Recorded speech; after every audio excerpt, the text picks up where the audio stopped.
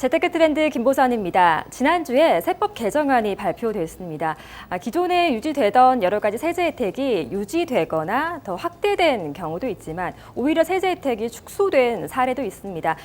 일단 내용이 너무 많고요. 또 해당되는 분야도 다양해서 한 번에 이해하기 좀 어려우셨을 것 같습니다. 오늘 재테크 하시는 분들이 꼭 아셔야 할 이슈를 중심으로 2019 세법 개정안 살펴보겠습니다. 자, 먼저 올해 종료가 예정됐던 내용 중에서 혜택이 연장된 건 카드 소득 공제입니다. 연봉의 25%를 초과해서 쓴 만큼에 대해서 연간 한도 300만 원까지 소득 공제해 주는 건데요.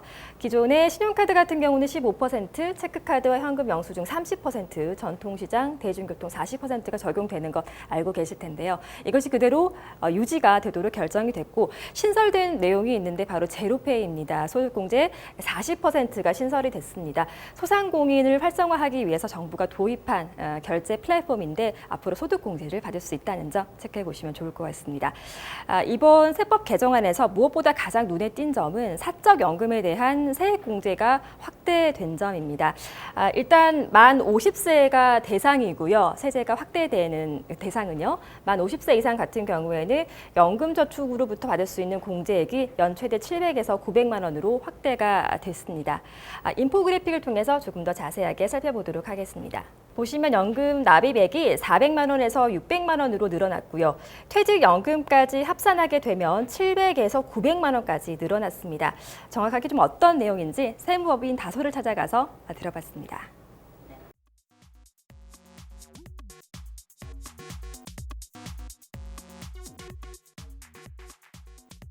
내년부터 3년간은 50세 이상자에 대해서 세액공제 대상 연금계좌 납입 한도를 400만 원에서 600만 원으로 200만 원 확대할 예정입니다.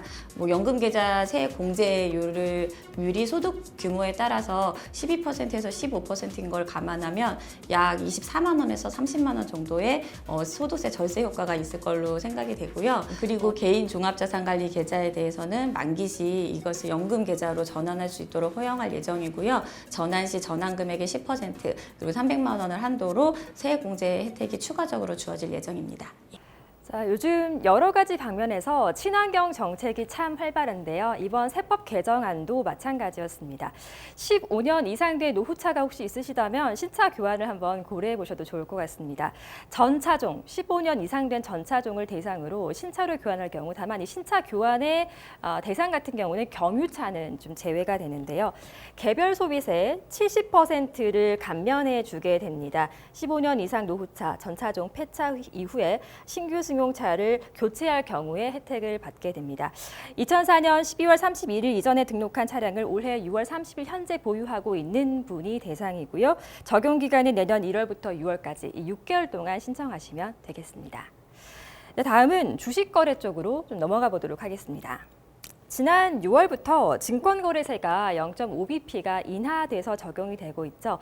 그런데 내년 1월부터 국내와 해외 주식 간 손익 통산이 적용됩니다. 국내 주식과 해외 주식의 손익을 통산해서 양도소득세 250만 원을 공제한 이후에 양도세를 적용한다는 내용인데요. 자세한 설명 손문욱 세무사에게서 계속해서 들어보시죠.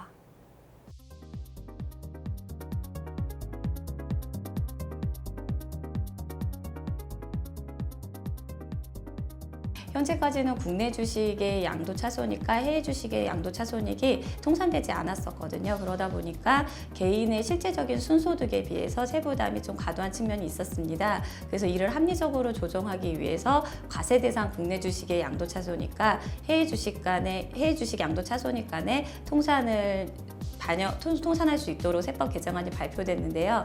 다만 이제 과세 대상 자산에 대한 양도차손익의 을 통산하는 것이다 보니까 예를 들어 과세되지 않는 소액주주의 상장 주식 손실과 과세되는 주식의 양도 차익을 통산해 주지는 않습니다.